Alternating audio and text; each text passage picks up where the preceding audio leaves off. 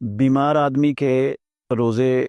رکھنے کا کیا حکم ہے شریعت اسلامیہ میں؟ محترم ناظرین کرام، بیماری انسان کو جو لاحق ہوتی ہے وہ دو طرح کی ہوتی ہے۔ ایک بیماری ہوتی ہے عارضی، کچھ دیر کے لیے بندے کو بخار چڑھا ہے، سر میں درد ہوئی ہے، دانت داڑھ میں درد ہوئی ہے، پیٹ میں درد ہوئی ہے، یا کوئی اس طرح کی عارضی بیماری ہے جو کچھ دنوں کے لیے آئی ہے اور پھر وہ تندرست ہو جائے گا۔ اور ایک بیماری ہوتی ہے دائمی،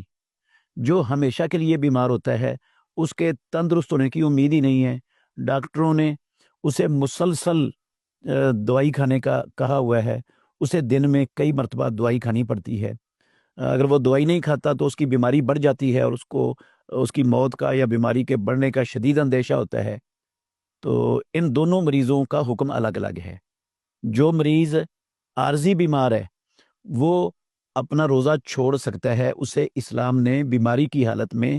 چاہے بیماری بہت زیادہ سخت ہو چاہے ہلکی ہو، اسے چھوڑنے کی اجازت ہے۔ اللہ رب العالمین نے کہا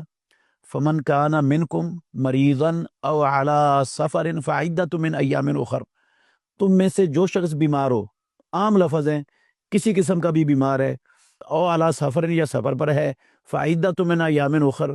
تو وہ دوسرے دنوں میں اتنے روزے رکھے گا جتنے روزے اس نے رمضان المبارک کے مہینے کے چھوڑ دیے ہیں۔ تو یہ ہے وہ بیمار جو عارضی بیمار ہے۔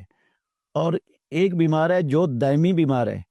ایسا بندہ روزہ رکھ ہی نہیں سکتا، نہ سردیوں میں رکھ سکتا ہے نہ گرمیوں میں رکھ سکتا ہے، اور روزہ رکھنا اس کے لیے ممکن بھی نہیں ہے۔ تو ایسے بندے پر روزہ فرض نہیں رہتا، پھر اس پر جو ہے نا وہ فدیہ دینا لازم ہوتا ہے۔ وہ ہر روزے کے بدلے میں ایک مسکین کا کھانا دے دے، وہ کھانا کھلا دے کسی مسکین کو، یا اسے پیسے دے دے، یا اسے جو راشن دے دے، تو اس کا یہ ذمہ داری اور فریضہ ادا ہو جائے گا۔ نہایت معمر شخص جو بہت زیادہ بوڑھا ہو چکا ہے اور بڑھاپے کی وجہ سے روزہ رکھنا اس کے لیے ممکن نہیں ہے، اس کا بھی یہی حکم ہے، دائمی بیمار والا۔ حضرت انس بن مالک رضی اللہ تعالیٰ عنہ، رسول اللہ صلی اللہ علیہ وسلم کے خاص خادم، جب شدید بوڑھے ہو گئے تو وہ روزہ نہیں رکھ سکتے تھے، تو اپنے روزے کے بدلے میں ایک مسکین کو کھانا کا فدیہ وہ ادا کر دیا کرتے تھے۔ تو یہ بیمار بھی ایسا فدیہ ہی ادا کرے گا۔ البتہ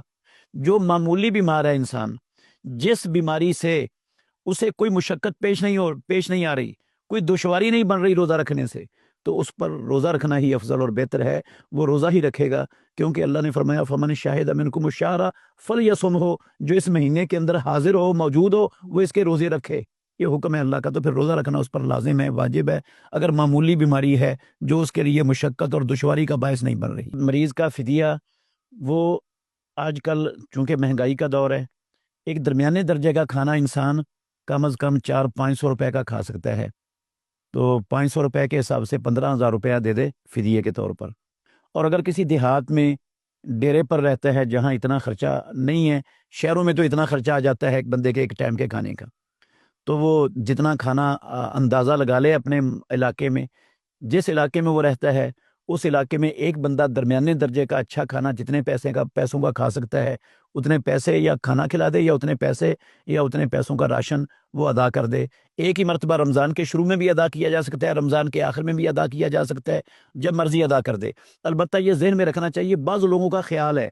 کہ جو بیمار ہے نا اس نے روزے رکھوانے ہیں کسی کے، جو روزہ رکھوانے کا تصور نہیں ہے، وہ جس کو روزے رکھوانے اس نے اپنے روزے رکھنے ہیں، اس پر روزہ رکھوانے کا مسئلہ نہیں ہے اسلام میں، اس پر فدیہ دینے کا مسئلہ ہے بس۔